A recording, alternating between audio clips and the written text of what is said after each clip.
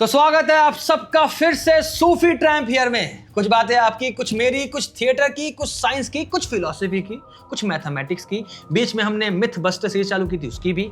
मैं दीक्षित साहब के साथ बनाता हूं मूवीज के ऊपर, साइंटिफिक मूवीज के ऊपर चर्चा, वो भी। मगर आज की वीडियो होने वाली है आपकी और मेरे बारे में। जितने लोग आप मुझे जानते हैं, जितने फॉलो करते हैं, वो देख रहे होंगे कि पापा की कंडीशन बहुत ख़राब हो गई थी। आप लोगों का इतना प्यार मिलता है, मैं बहुत बहुत शुक्रगुजार हूँ आप सबका। कितना प्यार मिलता है आपका, इतनी दुआएं मिल रही हैं मुझे।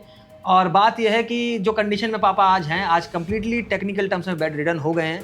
और मुझे कोई इतना टेक्निकल टर्म्स में बहुत ज़्यादा एंक्शियस हो गया था, बहुत ज़्यादा एंग्जाइटी गुजरने लगी थी। मैंने जब 25 दिन पापा आईसीयू के अंदर रहे थे, उनके साथ क्या हो रहा था, साथ साथ उनके आसपास के लोगों के साथ क्या हो रहा था, मैं देखा कई लोगों के घर बिक गए, प्लॉट के प्लॉट बिक गए। इतनी मेडिकल साइंस एक्सपेंसिव हो जाती है क्योंकि वो टेक्निकल टर्म्स में प्योर अप्लाइड फिजिक्स है जो इंसानों को जिंदा रखती है, उसके पीछे कॉस्ट आता है। एग्जैक्टली देखिए, बात यह है कि हमारे देश में मेडिकल प्रॉब्लम या फिर कोई भी बीमारी महज एक बीमारी नहीं है, ये कई लोगों के लिए एक फाइनेंशियल क्राइसिस का रूप लेकर आ सकती है। क्योंकि क्या होता है कि हमारे देश में इंश्योरेंस पेनिट्रेशन लो है, ज्यादातर लोगों का इलाज प्राइवेट अस्पतालों में होता है। और क्योंकि प्राइवेट अस्पतालों में गवर्नमेंट सब्सिडीज थोड़ी कम रहती हैं, उस चक्कर के रहते ये बिल बहुत ज्यादा बढ़ सकता है। मगर बात यह है कि क्या इसके पीछे का कारण भ्रष्टाचार है या सिस्टम में कुछ खामी है? असल में हमारा जो पर्पस है इस वीडियो से वो ये है कि हम डिस्कस करेंगे कि क्यों मेडिकल साइंस इतनी महंगी हो रही है, बिल्कुल इसके पीछे का साइंस क्या है। मगर हम अंत में ये चाहते हैं कि आप लोगों को इस वीडियो से कुछ ऐसा मिले जिसके ऊपर शायद से या फिर जिसके रहते हम इस क्राइसिस से गुजर सकते हैं, और वो है उम्मीद। तो यही उम्मीद करते हुए सुफियान भाई, म्यूजिक।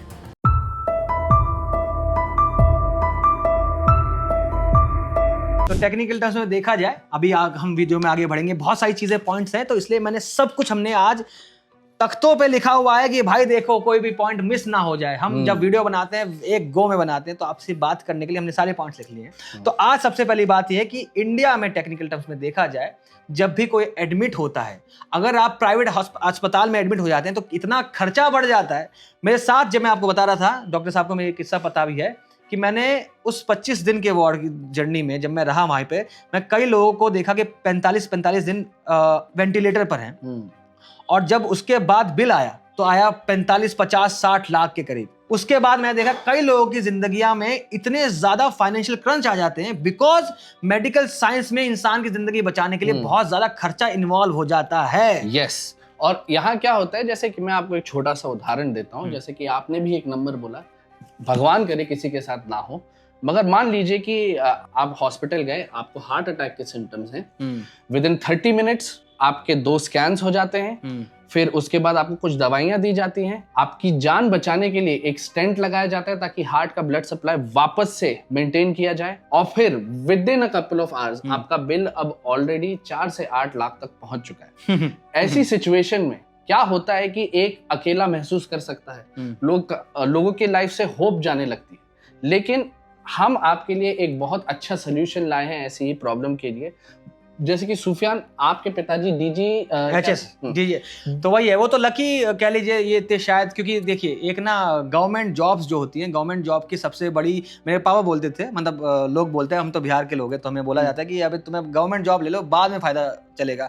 गवर्नमेंट जॉब एक्चुअली यार जिंदगी के साथ भी और जिंदगी के बाद भी रहती है कह सकते हैं, क्योंकि गवर्नमेंट जॉब में क्या है कि आपको एक हेल्थ इंश्योरेंस मिल जाता है। जब आप रिटायर हो जाते हैं तो आपका सारा इलाज जो है ना वो कैशलेस हो जाता है। यस, अभी देखा जाए, क्या सारे के पास इंडिया में इतनी पॉपुलेशन होने के बाद क्या सबके पास एक गवर्नमेंट जॉब्स का और so called health insurance involve होता है जो सारा का सारा कवर कर सकता है? क्योंकि इंश्योरेंस नाम में अगर मैं बोल दूं किसी को कि भैया हेल्थ इंश्योरेंस ले लो या ये कर लो, टर्म इंश्योरेंस ले लो, पहला क्लिक आता है कि यार मुझसे पैसा लेना चाह रहा है।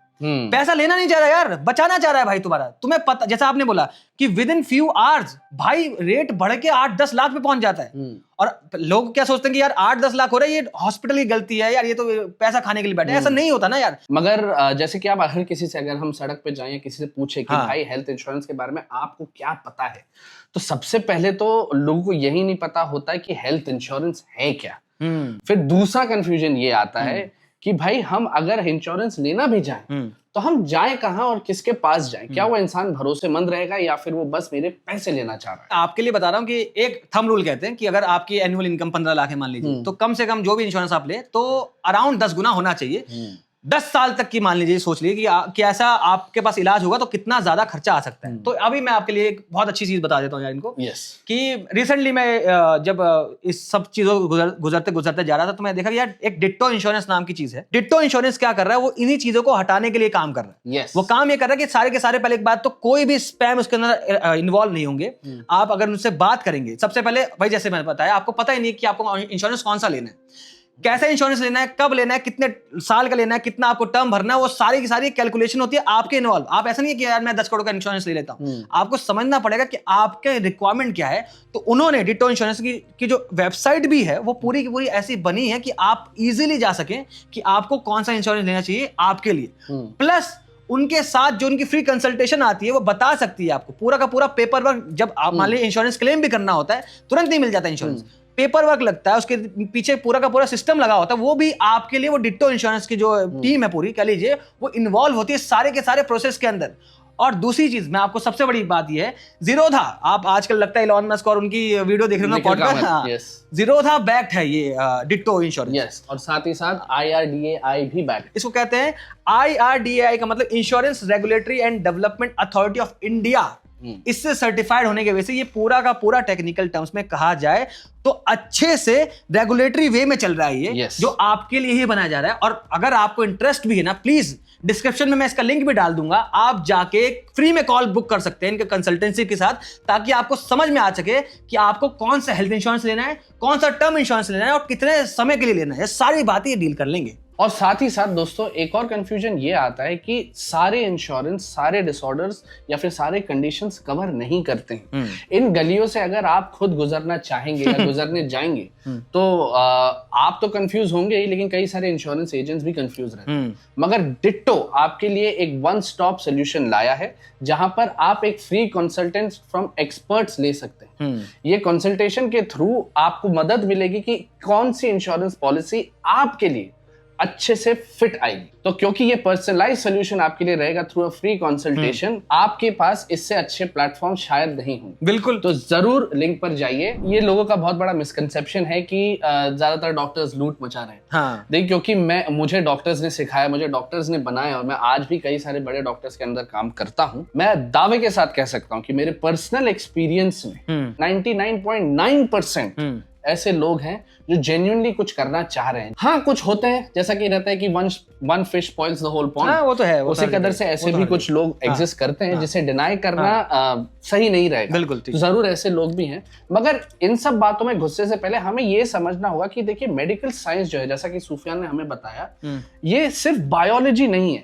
ये एकदम कटिंग एज ऑफ साइंस पर। बिल्कुल यार, मैं आपको उदाहरण देता हूँ। जैसे कि आजकल लोगों की एक्सपेक्टेशन ये रहती है कि अगर आपके हाथ में कोई पेन हो रहा है क्योंकि आपने कोई चीज उठाई है या फिर आपको कोई इंजरी हो गई, आज मेडिकल साइंस ये अचीव कर सकती है कि आपको जो इंजरी हुई है, जो अभी भी एक्टिव है, उसका दर्द महसूस ना हो। साथ ही साथ जैसे कि कई सारे लोग जो होते हैं, खास करके जो एजेड लोग हो रहे हैं, उन्हें बार बार बीमार पड़ते हैं। आपकी बॉडी ऑलरेडी ब्रेक डाउन कर रही है, आपकी बॉडी के सेल्स धीरे धीरे गिव अप कर रहे हैं। मगर ऐसे लोग की भी लाइफ की एक्सपेक्टेंसी हम बढ़ा रहे हैं और ये साइंटिफिकली प्रूवन है। अगर आप स्टैटिस्टिक्स देखेंगे तो पिछले 40 साल में लाइफ एक्सपेक्टेंसी एवरेज कई देशों की बढ़ते जा रही है। बिल्कुल। पहले तो 30 साल थी, अब देखो कितनी 80 के अराउंड पहुंच तो रहे ना। और साथ ही साथ एक और चीज हमें ये समझनी पड़ेगी कि जब हम एक हॉस्पिटल की बिल्डिंग की तरफ देखते हैं, वो केवल एक 4 दीवारी नहीं, वो अपने आप में एक बायोटेक्नोलॉजी की लैब है। 24 घंटे,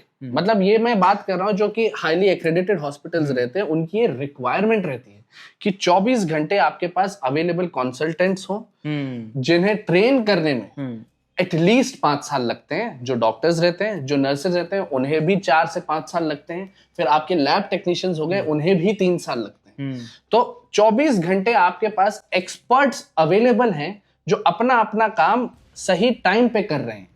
जैसा आपने बोला, बिल्डिंग ही नहीं है, वो ऐसी बिल्डिंग है जिसके अंदर इन्फेक्शंस को मिनिमम रखना पड़ता है। यस, मेरे साथ में आपको पर्सनल स्टोरी बात कर रहे हैं तो बता देता हूँ कि पापा जब पहली बार एडमिट हुए थे तो सब एक बार डायलिसिस हुआ था, मैं नॉर्मल है, हुआ ये कि पापा ज्यादा दिन तक एडमिट थे और डॉक्टर्स जो थे बोल भी रहे थे कि यार प्लीज आप हॉस्पिटल में मत रहिए, इन्फेक्शन हो सकता है। इन्फेक्शन क्या होता है? इन्फेक्शन, हाँ, खाज खरूस होता है, ऐसा लोग ऐसे सोचते हैं ना। मेरे पापा को क्लेप्सिला नाम का इन्फेक्शन हुआ। यस, क्लेप्सिला एक ऐसा इन्फेक्शन है जिसपे कोई भी मेडिसिन, एंटीबायोटिक काम नहीं करती है। तो लकीली एक बहुत हाई डोज दी जाती है किसी एंटीबायोटिक की, जिसके वजह से काम करके, और पापा उससे सबसे शॉक से निकल आए।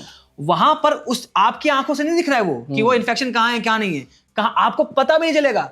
और कुछ भी कर लो, आपको मैक्सिमाइज रखने के लिए आपको हॉस्पिटल को इतना क्लीन करना पड़ता है। और ऐसा नहीं है कि नॉर्मल हमने लाइजोल डाल दिया, हमें यूवी से क्लीनिंग होती है, डिसइंफेक्टेंट्स यूज होते हैं, उसके बावजूद भी हो जाने लग जाता। बताओ। यस, ऐसा है, इतना हमें प्रिकॉशंस रखना पड़ता है। मतलब ये मैं सिंपल सी बात आपको समझाता हूँ कि अगर हम एक कॉलोनी को किसी एक मीडिया पे ग्रो करते हैं तो क्या होता है कि एक पूरा generation with depending on the bacteria, मगर कई सारे bacteria with in 30 minutes, with in a day आपका एक पूरा का पूरा जनरेशन वाइप आउट होकर एक नया जनरेशन आ जाता है। बिल्कुल। तो जो हम एवोल्यूशन, जो हम बात करते हैं कि जनरेशन टू जनरेशन चेंज हो रहे हैं, यहाँ पर तो 1-2 दिन में पता नहीं कितनी सारी पीढ़ियां एक बैक्टीरिया की आकर चली जाएंगी।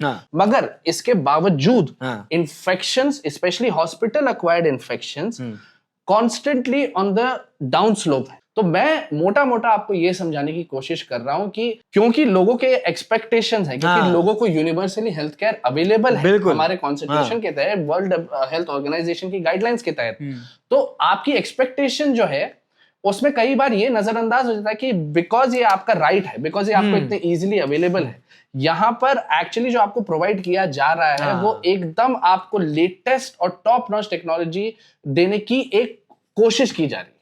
इसीलिए अनफॉर्चुनेटली मेडिसिन और खास करके हॉस्पिटल हेल्थ केयर का जो बिल है बहुत है, वो विद टाइम शायद बढ़ने ही वाला है। आप समझ रहे होंगे इतना इन्वॉल्व जो इसके पीछे खर्चा, वो रीजन इसका यही आता है। जैसे कि अभी मैं थोड़ा फिजिक्स पे वापस लेके आता हूँ टॉपिक को। देखिए, हम बात करते हैं, आप जैसे मैंने केसेस दिखता था कि यार हुआ क्या, किसी को ना ब्रेन में क्लॉट आ रहा है। अब एक बात बताइए मुझे, आपको पता कैसे चल रहा है क्लॉट आ रहा है? आप अगर मैं सिर्फ इसको ऐसे देखो, कहां से पता चल रहा है? मशीन होती है। जैसे एग्जांपल है, आपके अंदर बॉडी के अंदर झांक के, आपका बाहर तो सब देख पा रहे हैं, वो बॉडी के अंदर झांक के दुनिया देख लेती है वो उसकी, और समझ जाती है इनके अंदर क्या चल रहा है। मैं सबसे ज्यादा करिश्माई फिजिक्स का एप्लीकेशन जो है ना, वो MRI मशीन के लिए बोलता हूँ। इंडीड, MRI मशीन्स में ऐसी मैग्नेटिक फील्ड सेट की जाती है। पहली बात तो देखते कि सिंपल से टर्म्स में समझाता हूं, एक सुपर कंडक्टिव मैग्नेट होता है जो कि बहुत हाई मैग्नेटिक फील्ड बना सकता है। डॉक्टर साहब, हम मिलके बने हैं पानी से। पानी की सबसे अच्छी बात क्या है? पानी के अंदर है प्रोटॉन। मतलब कैसे? हाइड्रोजन आएगा, हाइड्रोजन के अंदर है प्रोटॉन। अब क्या होता है, मशीन कैसे काम कर रही है? वो मशीन पहले क्या करती है, आपके ट्रिलियंस ऑफ हाइड्रोजन एटम्स को एक सही डायरेक्शन में लेके आती है। रेडियो वेव्स उस पर मारा जाता है, एटम, हाइड्रोजन एटम को एक्साइट किया जाता है, वो अपने आप ग्राउंड स्टेट में आते हैं, वो अपनी एनर्जी रिलीज करते हैं। उस एनर्जी रिलीज होने से आपके बॉडी के अंदर की पूरी जो स्ट्रक्चर है वो आपको दिख जाती है। उस मशीन के अंदर हमने हीलियम को लिक्विड फॉर्म में रखा हुआ है। हीलियम को लिक्विड फॉर्म में रखने जाएंगे, कितना ज्यादा नेगेटिव टेम्परेचर, आपको शायद आई गेस -200 के अराउंड जाता है वो डिग्री सेल्सियस, वहां तक आपको रखना है। उसके बाद जिस रूम में MRI होता है ना भाई, नॉर्मल रूम नहीं हो सकता वो फैराडे केज, फिजिक्स की बात होती है, फैराडे केज में होता है वो। मतलब कि हमने पढ़ा था फैराडे केज के अंदर कोई भी इलेक्ट्रिक फील्ड नहीं हो सकती। उसको सेटअप रखने के लिए वो बहुत खर्चीला हो जाता है। और अगर देखिए कितना प्रिसाइज होना चाहिए मैग्नेटिक फील्ड, और कितने ट्रेन होने चाहिए वहां पे जो उसके इक्विपमेंट्स को मैनेज कर रहे हैं।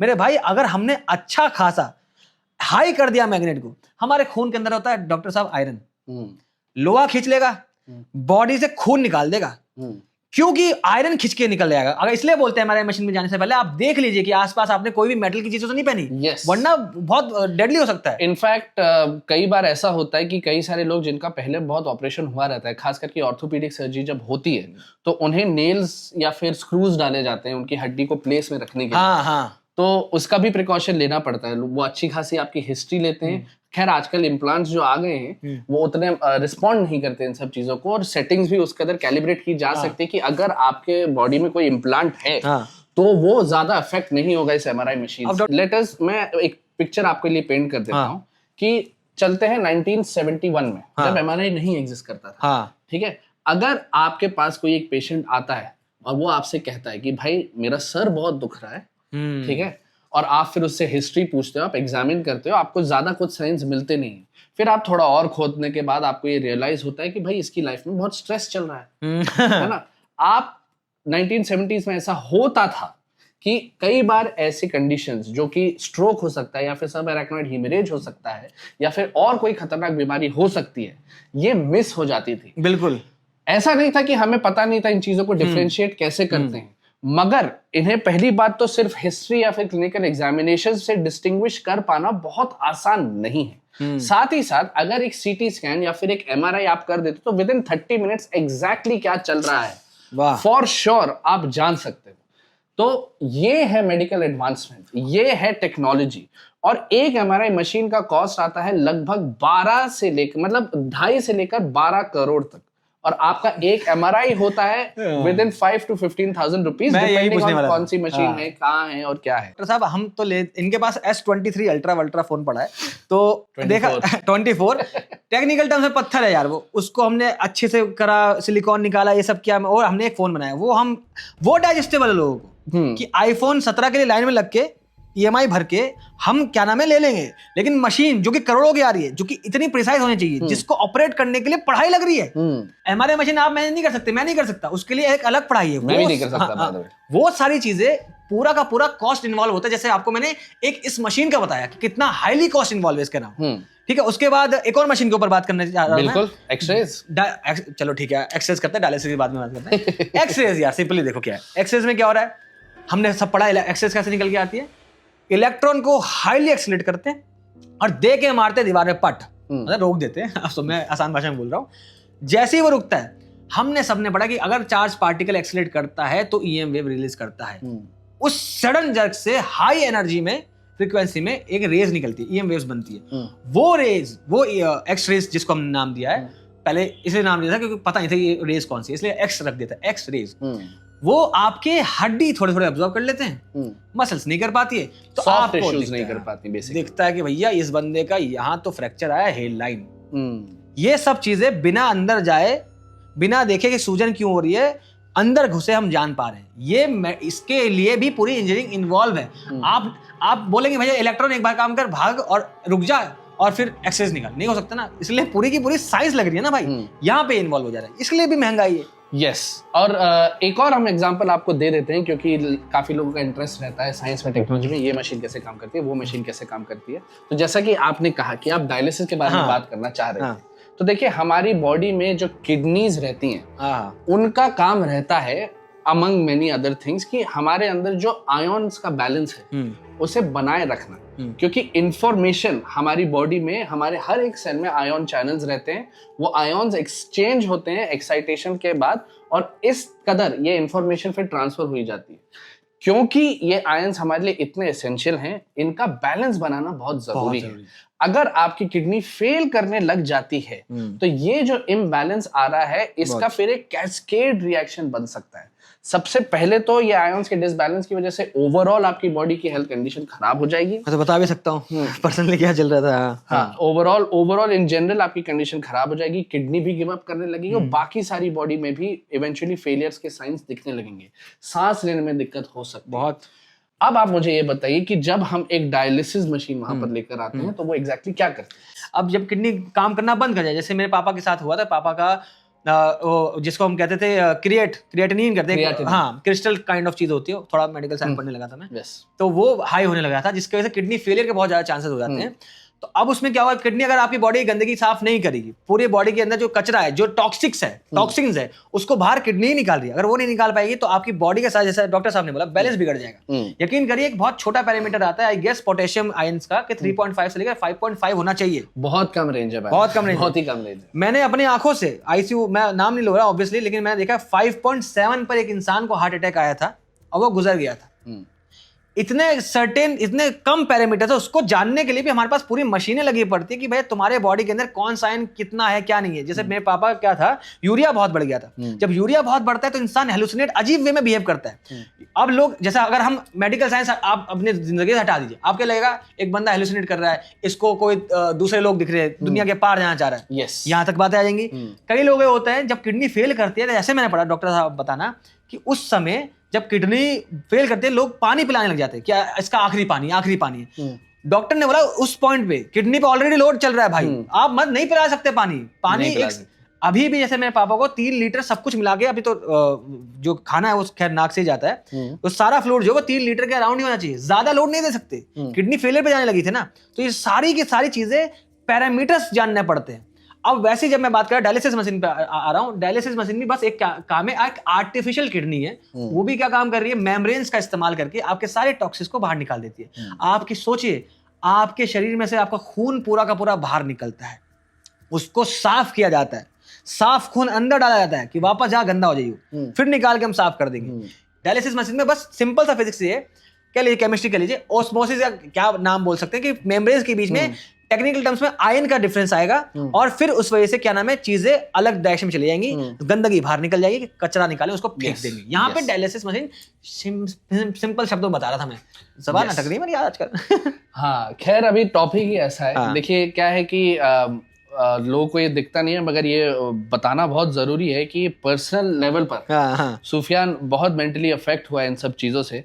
ये टॉपिक हम यूं ही नहीं लेके आए, इस बारे में बात करना बहुत जरूरी था हमारे लिए, सुफियान के लिए, काइंड ऑफ कैथार्टिक भी है। और लोगों को सिर्फ वीडियोस दिखते हैं, रील्स दिखती हैं, मगर ये नहीं दिखता कि ये इंसान ऐसी तकलीफ में भी खुद तो काफी मतलब एक स्ट्रॉन्ग पर्सन की तरह अपनी फैमिली के लिए खड़ा रहा, कभी भी काम करना बंद नहीं किया, और पूरे समय में हमारा एक बहुत अच्छा दोस्त भी बना रहा, और आप सबका चहीता सूफी ट्रैम्प भी बना रहा।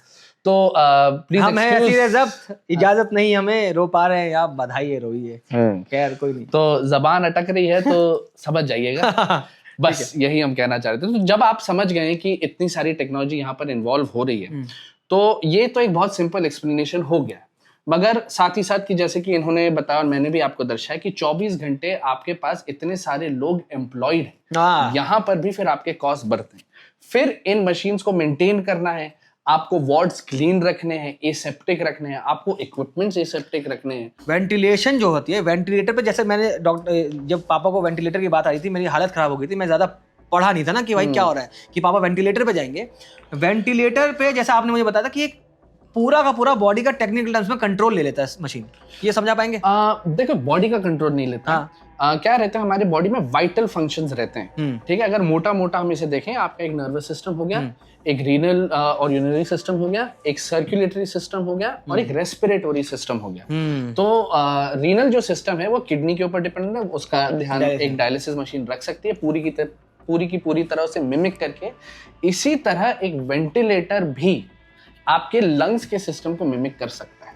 देखिए जब तक ब्लड सप्लाई बना रहा है, जब तक इंसान क्लिनिकली डेड नहीं है, तब तक आपके लंग्स में जान है। तो हमें क्या करना है, अगर हम सिर्फ इस लंग्स को हवा पहुंचा पाए, तो ये अपने आप ऑक्सीजन और कार्बन डाइऑक्साइड का एक्सचेंज कर लेगी। तो वेंटिलेटर्स का सिर्फ काम ये रहता है कि आपका जो पूरा एयरवे है, नाक से लेकर आपके लंग्स तक, यहाँ पर एक आर्टिफिशियल मशीन अपने आप पहले तो नेगेटिव प्रेशर क्रिएट कर रही है। इसकी अलग अलग सेटिंग्स रहती हैं, मगर मैं आपको मोटे मोटे तौर पे बता रहा हूँ कि पहले एक नेगेटिव प्रेशर क्रिएट करके हवा अंदर लेती है, लंग्स ऑक्सीजन एक्सचेंज कर लेते हैं, और फिर ऑक्सीजन एब्जॉर्ब करके कार्बन डाइऑक्साइड ले लेते हैं, और फिर पॉजिटिव प्रेशर के साथ बप करके वो सारी हवा बाहर भी आ जाती है। और ये पर्सन टू पर्सन डिपेंड करेगा, मशीन इतनी प्रिसाइसली आपके साथ सिंक्रोनाइज करेगी कि आपके लिए टेक्निकल टर्म्स में वो सही रेशियो में हवा पहुंचा रही है सही टाइम पे, वरना आपको सांस छोड़नी है और वो सांस दे रही है, कंफ्यूज यही है। और प्लस आपके अंदर एक चीज जा रही है, जैसे डॉक्टर साहब मुझे बता रहे थे कि वो ट्यूब्स भी इतनी महंगी होती हैं क्योंकि उनके अंदर कोई भी हम किसी वे में इन्फेक्शन नहीं इंक्लूड कर सकते। यस, तो ये जो ट्यूब्स रहती हैं ये सारी सिलिकॉन की बनी रहती हैं, क्योंकि इनमें इन्फेक्शन ग्रोथ के चांसेस कम रहते हैं। मगर जैसा कि आपने बताया कि कई लोग 45 दिन तक वेंटिलेटर पे रहते हैं, तो ये ट्यूब फिर एक्सचेंज की जानी चाहिए। साथ ही साथ जो आपके वेंटिलेटर का एक पाइप रहता है वो बार बार चेंज किया जाता है, और इन सब को बनाने में, ट्रांसपोर्ट करने में, मेंटेन करने में, स्टोर करने में आता है खर्चा। इसलिए आपके बिल्स पर ये सिर्फ एज ए नंबर दिखता है। अब देखिए, अब क्योंकि हम इन सब चीजों के बारे में बात कर चुके हैं, हमने आपसे कहा था कि हम आपको थोड़ी बहुत उम्मीद देकर जाएंगे, तो अब हम सीधा उस पॉइंट पर आते हैं। ठीक है, देखिए क्या है कि अब हमने बात कर ली है, आपको मोटा मोटा समझा दिया है कि क्यों मेडिकल साइंस और क्यों हेल्थ केयर महंगा होता है नेचुरली। है ना। और साथ ही साथ कई सारे ऐसे ऑप्शंस भी हैं लोगों के पास, जैसे कि डिट्टो हो गया, हाँ। जो आपके लिए एक इंश्योरेंस, एक बैकअप बन के खड़े हो सकते हैं आपके साथ, ऐसी एक मुसीबत आए थे। मगर फ्यूचर में हम किस डायरेक्शन में आगे बढ़ रहे हैं, हाँ, वो मैं आपको बताना चाहता हूँ। तो सबसे पहले मैं आपको बैड न्यूज दे ही देता हूँ कि ये जो कॉस्ट हैं, ये health care cost in future बढ़ने ही वाले हैं। मगर ये एक खराब चीज नहीं। मैं आपको उदाहरण देता हूँ, अच्छी चीज है, मैं आपको उदाहरण देता हूँ। 2020 में कोविड-19 आया था।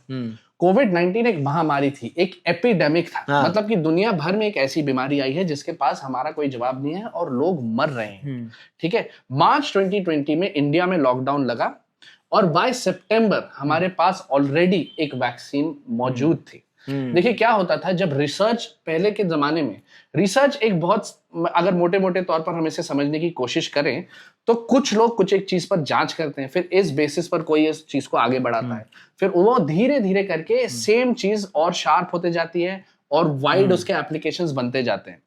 अब टेक्नोलॉजी इतनी आगे बढ़ गई है कि एआई और बाकी सारे टूल्स के रहते हैं हमारे पास बहुत सारी इंफॉर्मेशन ऑलरेडी एक ही जगह पर सबको अवेलेबल। बिल्कुल, आपके फोन पर आप आज लेटेस्ट रिसर्च पढ़ सकते हैं, उनकी प्रोग्रेस देख सकते हैं।